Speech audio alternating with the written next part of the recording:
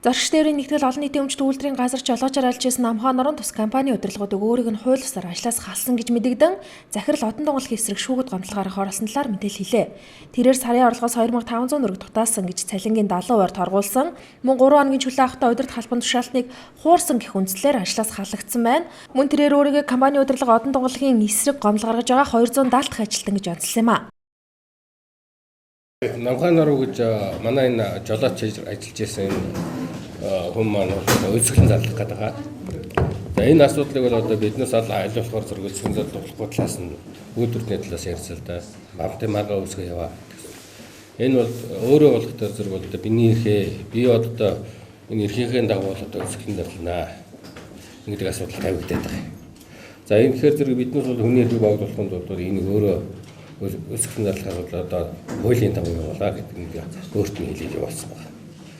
Ер нь манай яг энэ Намхан руу яриад байгаа асуудал дээр бол одоо цалингийн асуудлыг сая ярьж байна.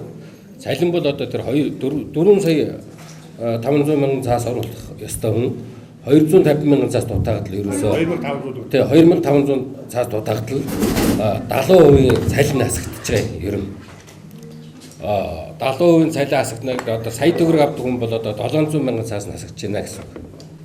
Яг ийм цалингийн систем одоо манай бааз дээр явагддаг учраас одоо энэ цалингийн систем дээрээс хүмүүс тэр 2500 цаасна 1 минут 2-ын төлөө бол одоо энэ уралдаа яваад байгаа юм. Шугамын хамгаалт гэж юм байхгүй. Энэ автобусны жолооч кондуктор баахан давхцсан шугам донд ингэж оруулж ирээд тэгээ хооронд нь уралдуулдаг автобусны жолооч. Орлогож өнөөдөр бид ч цалингаа авч авгаа хөвгдө тэжээхийн тулд бид орлогоо хийхэд уралддаг. Үнэн аваараасаа хийж байна. Байн гардаг ерөөсөө. Хоорондоо бие биенийгээ толиг шүргэлцэх, хоорондоо автобуснууд хоорондоо шүргэлцэх, цаатанд хүн унах, гэмтэх, бэртэх энэ бол зүгээр өдөр болгон гардаг наацхийн жишээ. Энэ бодит жишээ. Сайхан залуучууд шоронд явж байна. Өнөөдөр автобус барьсныхаа төлөө. Харин зорчигч тээврийн нэгтгэл олон нийтийн өмчт үйлдвэрийн газраас Намхан орон санхүүгийн баримтыг хуурамчаар үйлдсэн кондуктор авда дарамталж бэлэн мөнгө авсан гэх үндслээр ажлаас халагдсан гэх хариу тайлбарыг өгч байна. Одоо энэ өсгөн зарлан гэдэг байгаа Намхан орон гэж жолоочийн хувьд бол юу яасан гэдгийг кондуктораа дарамталж кондуктораараасаа нөгөө 15,000 төгрөг бэлнээр авсан байдгийг кондукторынхаа орлогоос тэрийг нь кондуктор захиргаанд гомдол гаргасан байдаг байхгүй юу? Намайг удаа дараа хил амаар дормжилж ирсэн. Хоолны мөнгө надаас нэгтгэг байсан, гаргуулж авсан. Намайг бүр ингээд өшгөлж авч ирсэн. Намайг дарамтлаж 15,000 төгрөг бэлнээр гаргуулж авсан гэдгээ кондуктор өргөдөл бичээ захиргаанд өгсөн байдаг.